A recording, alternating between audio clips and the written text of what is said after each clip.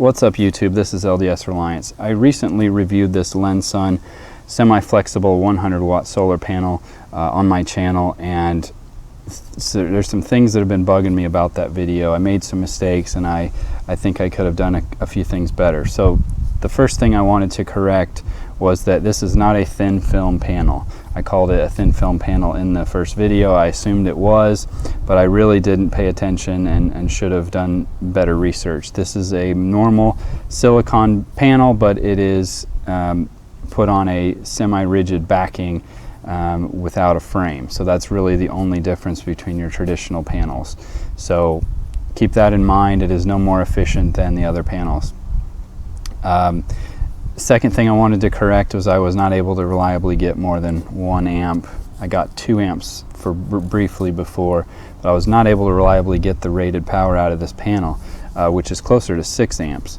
So that's been bothering me, and as you can see, I've kind of gotten a crazy little setup here to test this with. I've been fiddling with this for a couple hours and finally got it to work and to produce a better result. So without further ado, I want to show you that this will get more than just 1 amp. I didn't have a defective panel as I thought.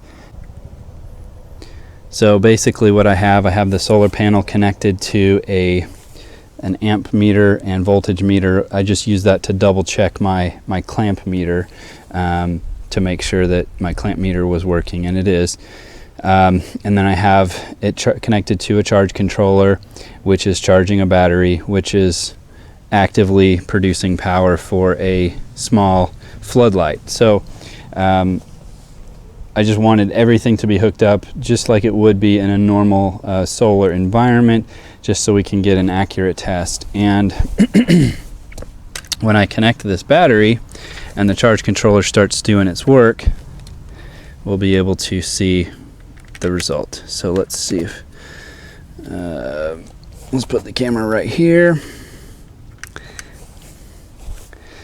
and I will connect the battery.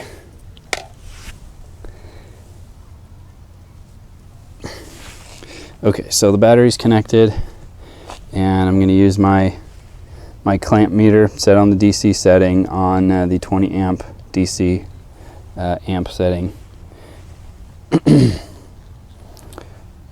And I'll have to move the camera a little bit. 5 amps. So it will produce its rated power. It'll go up and down depending on what the charge controller is doing, but I have gotten above 5 amps, which is closer to the rated power output of this panel. So I just wanted to do a quick follow-up video, not talk too much, but basically retract some of my previous errors, and I'll try to do a better job in the future of doing my homework up front so I don't have to put my foot in my mouth. But I just want to be transparent and honest with you guys that I'm not the biggest expert. I'm just trying to do this to help people learn, and I learn as I go, and this was definitely a learning experience. So thanks for being patient with me, and thanks for watching.